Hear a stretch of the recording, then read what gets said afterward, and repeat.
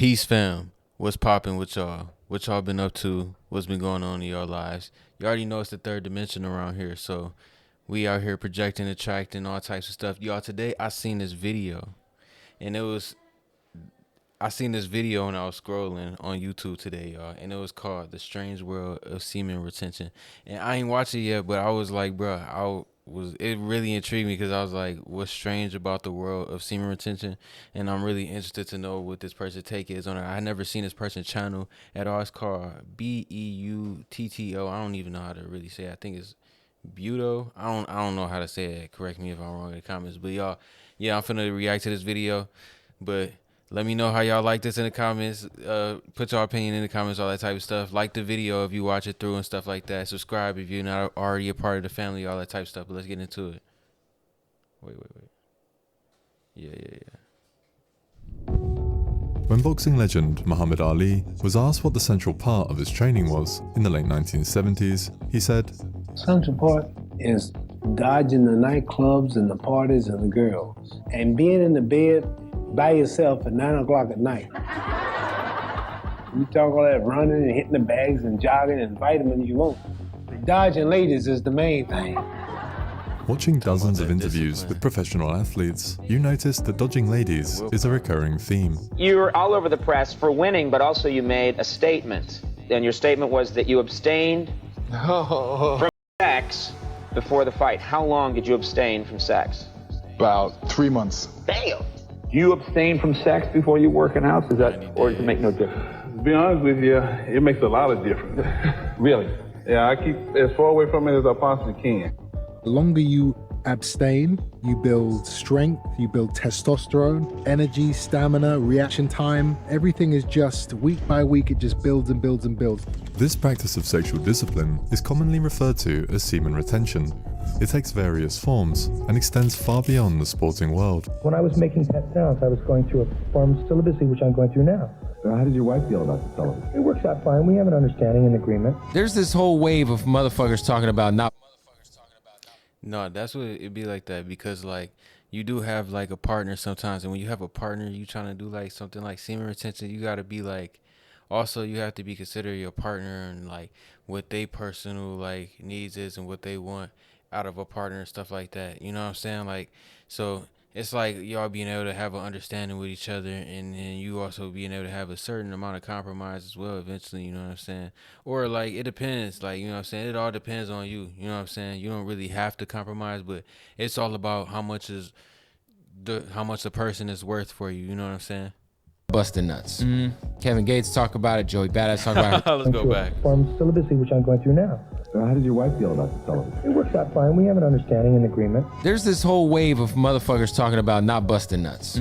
Kevin Gates talk about it. Joey Badass talk about it. I heard you talk about it. Semen retention. It's good for you. One nut can make a whole child. You think you can't go the extra mile to do your work or do extra stuff with that nut? I've been practicing semen retention for the last, I don't know how many years. I don't release no semen. Well, you don't? I aim to please my partner. After the woman come 1,000,000 times, I'm done. Really? Yes, ma'am. This is my life force. You can have many times sex, but you don't have the ejaculation every time. Most men don't know how to have an orgasm without ejaculation. Because they Hold up. Give me 1 second, y'all. never learn sex, but you don't have the ejaculation every time. Most men don't know how to have an orgasm without ejaculation. Because they never learn how to hold them. Okay. Businessmen and entrepreneurs.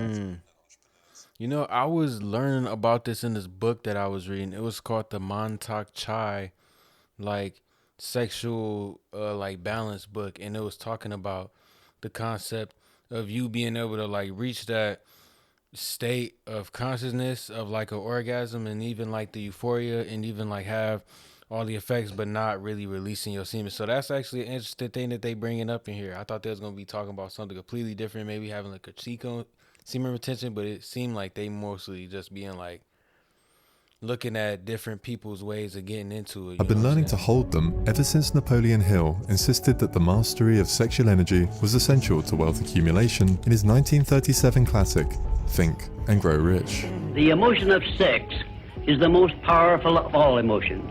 Failure to exercise self-discipline over this emotion probably heads the list of all the causes of personal failure.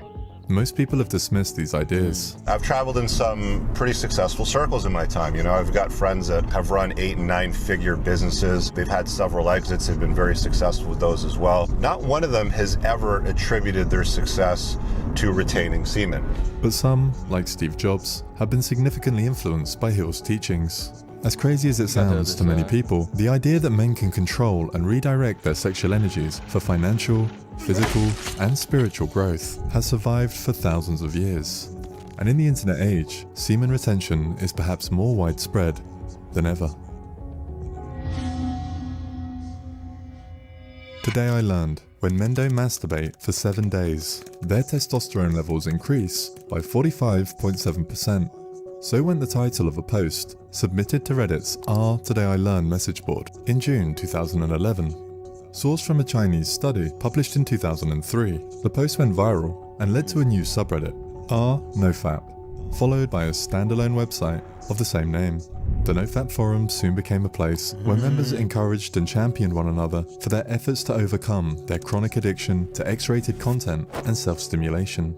When we have an orgasm, it releases a huge amount of neurotransmitters in our brain. So orgasms can very much work like a drug. When sex is just an end in itself and it's not an expression of intimacy and love, but it's really a way to get an orgasm, then it really becomes all about the dopamine. It's a very potent stimulus, and very potent stimuli of any kind, extremely palatable food, extreme pornography, extreme experiences like bungee cord jumping, those set a threshold for dopamine release. And the higher the dopamine peak, the bigger the drop afterwards. And it's not that you drop to baseline, you drop below baseline. In other words, to compensate for like, if y'all ever realize, like, when y'all do certain psychedelics or y'all do certain like pills and stuff, I know a lot of people used to do stuff like Percocets and Adderall and stuff like that, or even lean. A lot of these people, like, they feel cool and they feel numb, or they feel like on cloud 9 because they not worried about what's in their life at the time being. But once you get back to that sober point, you literally got to feel the complete exact opposite, and it be like super negative. It be like you feel so depressed. I remember, I'm not even gonna get into that, but y'all, a lot of this stuff, like, I even have personal experience with like a lot of psychedelics. Like, I've done LSD before, I've done a lot of mushrooms, I've done a lot of weed, you know what I'm saying? So I've done a lot of different psychedelics and stuff like that. So I can even tell you, like, certain psychedelics, you do them too much, you do them at a certain degree, and you gonna end up having like some low vibe feeling, because you're gonna be so used to feeling that natural high vibe on that level, because it's not taking that as much effort as it does on the sober level to get there. You know what I'm saying? So it's just like, if you use those things, just be balanced with them. You know what I mean? the increase in dopamine in our brain's reward pathway, we essentially go into this chronic dopamine deficit state. And once we're in that state, we are struggling with the addicted brain. Now, if we wait long enough, baseline dopamine levels are restored. NoFap rightly promised that 30 to 90 days of abstinence would restore baseline dopamine levels. Those who tried it noticed beneficial changes and often spoke about them to inspire the rest of the community. The first benefit that I've noticed after 60 days of NoFap is an increase in focus. It's just this unwavering sense of purpose, of direction. You feel fully loaded. You're fully charged. You're operating at 100%. You're an unstoppable force. I feel that. The confidence on NoFap is unlike anything that you might experience. My confidence is through the frickin' roof. I can feel it, like I'm there, I'm present, and I have that, and I'm just so present. I feel like I've hit that day on my retention to where it's like people just really feeling my energy, bro. They're in a conversation and they feel like they can connect with the other person because they're actually there. The amount of dopamine they're getting from that interaction is enough for them to actually be there and be connected with them. They can go outside, they can see the birds flying around, and it will have an impact on them, versus before they might have seen the birds. I see what he's saying. He basically saying, like, since you're not getting like those big excessive explosions of dopamine all at one time, you kind of getting like incremental pieces of dopamine that get your attention in little moments in life, so it make your awareness kind of spread out for that dopamine. You know what I'm saying? Your experience for dopamine is spread out more, so you have them an accumulation throughout the day instead of like all in one certain moment in the day. You know what I'm saying? And it's like it is what it is, right? What's fascinating is that plenty of men on NoFap believe their transformation has less to do with normalized dopamine levels than the power of semen itself. They embrace the ancient idea that semen is a vital and almost magical force that can enhance a person's life in remarkable ways when it's preserved and reabsorbed in the body. When we lose our semen, we're losing the fundamental essence of our energy. So that's going to bring everything else down. This is vital life force. You keep it inside of you, and it gives you energy. It turns all the brain cells on in your head. Your spiritual senses, your spider senses start to come online. You start levitating, you become stronger. You start to look younger, you start glowing. You got a certain light to you because you're keeping the light inside of you. You're not shooting the light out. Semen retention will give you enormous superpowers. It will turn you into a god, man. You know those like X-Men that like see through people like an X-ray? That's what it does to you. You feel like $1 million. On NoFap, you feel like the sun. I'm telling you, you get to that certain amount of days, you're gonna feel different. You're gonna wake up different. People gonna treat you different. Everything gonna go your way. One of the critical sources of inspiration for... I'm not gonna go and say it all in that way. I'm gonna say that there's certain things that semen retention can help you to do. One thing for sure that semen retention is gonna help everybody to do if you out here beating your meat is to just impress your subconscious, especially if you're sitting there ashamed of yourself. You need to be able to impress your subconscious so that it helps you have more momentum for feeling confident within yourself. Take that and use that in like your meditations, your visualizations, all of that. Milk that confidence and use that to attract, because remember, whatever vibe that you really holding, meaning whatever attitude, whatever energy you keeping within yourself, whatever thoughts you keeping within your mind, is a vibration that you constantly on, what you projecting and attracting, ultimately creating into your reality, what you experiencing. So you basically creating a shitty life for yourself if you're sitting here focusing on all of those negative aspects. Is the book Practice of Brahmacharya by the Hindu spiritual teacher Swami Sivananda.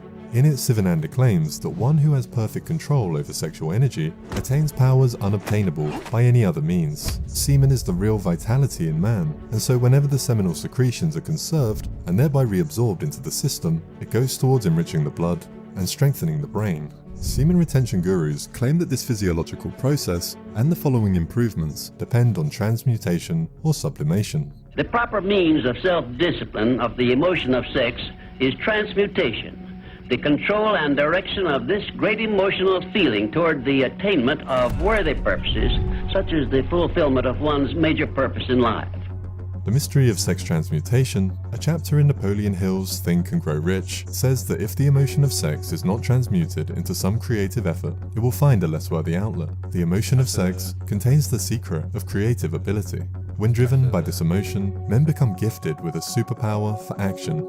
Transmutation will lift one to the status of a genius.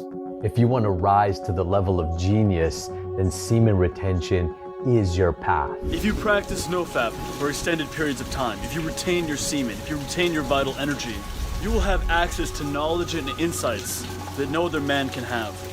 You'll become a genius. You could become a millionaire within 5 to 7 years. If you're young, you could do it even sooner.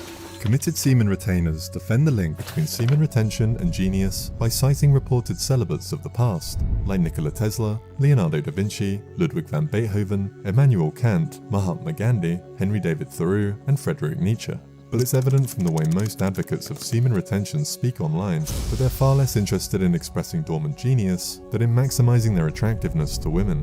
You come up to a girl, and your balls are full. You have the seed within. You are 100% showing up to the doorstep as a man. She can feel that energy miles away, bro, before you even get there. Like, goddamn. No cap, you probably don't realize it a lot of time, but there is a certain biomagnetic thing that you're doing when you interacting with a female, and like they can feel a certain type of masculine essence if it's coming off of you. You know what I'm saying? And it's not even about the masculine essence, it's about the mature essence, about that refined essence within yourself, you know what I'm saying, that really intrigues somebody about you, you know what I'm saying? Disturbance in the force. Is there like a tsunami coming? No, it's just you, right? When you practice semen retention, you're much more likely to feel very centered within yourself, to have this strong, grounded presence that fills the room. And women can feel this. She's sensing there's something about you, something inside of you that stimulates her inner reproductive fantasies. It entices her emotions, it gets her excited. You're gonna realize there's gonna be a lot more girls attracting you. It's almost like a magnet, you know, you become a magnet pretty much to them, right? This type of language attracts men hoping for an upswing in sexual success. But of course, a warning is attached to the message. Sex while on semen retention. You gotta hold that nut, boys. Don't give her what she wants. Let her come. Why are you trying to come? You know how you gonna feel after, bro. When you ejaculate, your whole life force is being taken away from you. Like it says in Proverbs 31:3. And that's the thing, like, you know what I'm saying? Before we get more into this, like, most people, like, don't even have that control, especially you being young, don't have that control to really be out here just getting it in like that and then just not busting nuts, you know what I'm saying? Because most people, like, they bust nut quick as hell, you know what I'm saying? So it's like, that's something that actually take, like, you being able to have somebody to even have the time to refine your skill in that and do all of that type of stuff, you know what I'm saying? So it come with more context than just that, you know what I mean? So that's just for, you know. Do not give your strength to women, those who destroy kings, because that's what they do. They take your life force energy and strip you of it. They rob you of it, and you're stuck on a lower vibration. Convinced of the evils of semen loss, men practicing semen retention are prone to despair when they eventually relapse by way of a woman, or, more commonly, their own hand. Your boy relapsed, and that shit was a mess, bro. Yeah, I'm gonna try not to do it again. After you break a no-fap streak, because you succumb to the urges, you feel like a piece of shit. I've come across more young men who have been pained by no-fap than who have just like got problems with like porn and masturbation, yeah, because they get like this existential crisis where now they feel like more of a loser because they keep failing nofap. For some of these men, the answer to the pain of relapsing is tantric practice. It's entirely possible for men to ejaculate without orgasming and orgasm without ejaculating. If you can learn to hold a higher level of arousal without becoming so tense that you hit your breaking point, then you can experience orgasms without ejaculating. And the benefit to this is that you never experience that refractory phase after an ejaculatory orgasm, where prolactin is released into the bloodstream, you feel fatigued, you feel tired, right? You don't have to experience that, at least not frequently, if you choose not to, by having non-ejaculatory orgasms. The final note on sex without ejaculation brings us full circle back to the science of testosterone. The question that I often get, in fact, is one of the questions I get most often in the comments on YouTube, I don't know why that is whether or not ejaculation adjusts testosterone levels. And it turns out that sex and ejaculation itself does not reduce testosterone levels. However, abstinence or sex without ejaculation for a week or more will increase testosterone levels up to 400%. If this sounds too good to be true, that's because it is. Huberman's wild claim convinced thousands, if not millions, that avoiding ejaculation for over a week was scientifically proven to drive testosterone levels through the roof and into outer space. No one can source a study demonstrating a 400% increase because there isn't one. Huberman made a mistake. The research shows that testosterone levels increase by 45% after 7 days without ejaculation, before returning close to baseline on the 8th day. You can get a more significant spike than this in just a couple of hours by lifting heavy weights or winning a competitive game of some kind. The bottom line is that semen retention helps addicts to normalize dopamine levels and aspiring fathers to increase semen volume and sperm count. But beyond that, it appears to be a mystical practice dependent on one's faith. I do not doubt this faith has helped men become sporting champions, lead national campaigns for independence, and God knows what else. That's the beauty of the placebo effect, but the placebo effect has limits. So those who believe that semen retention delivers incredible superpowers may have set themselves up for a fall.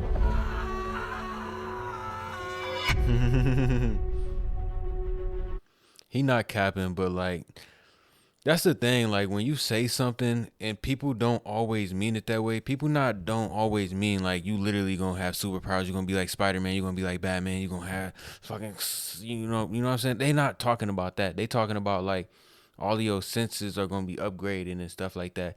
They just like being exaggerated because they like feel the passion in the moment. But then people hear that and they take them in like a literal way, and then they go back thinking they gonna be like some whole different like Superman, Marvel, DC type nigga. You know what I'm saying? But that's not. But that just depends on the person's level of comprehension. You know what I'm saying? So that's all that is. But this was a real interesting video. I actually liked it. I like his whole entire angle that he came from, and it kind of came back to kind of where I was talking about a little bit, to where it was like it's basically like it is like a spiritual side of it where people are on the spiritual level with it, and we are talking about like that Kundalini energy that is rising up the spine and actually helping you to activate certain aspects of yourself. And you know what I'm saying? And those are certain things, and those can be considered superpowers, but superpowers are not in the way that certain people idealize or like how they picture superpowers in their head, because they picturing like superpowers from like DC and Marvel, like a very immature version of superpowers. We talking about a more matured version of your human experience, your human avatar, and certain things within your sensory and stuff like that. But that's all. That's the whole video, y'all. If y'all like this type of stuff, if y'all agree or disagree with how I'm coming from in the video type stuff, let me know in the comments, all that type of stuff. But yeah, y'all, just remember to keep loving yourselves. Remember that we are in the third dimension, so whatever you ultimately projecting, you're going to be experiencing, because we are in the third dimension. You know what I'm saying? Peace. Keep taking care of yourselves. Love y'all. Semen, what's up?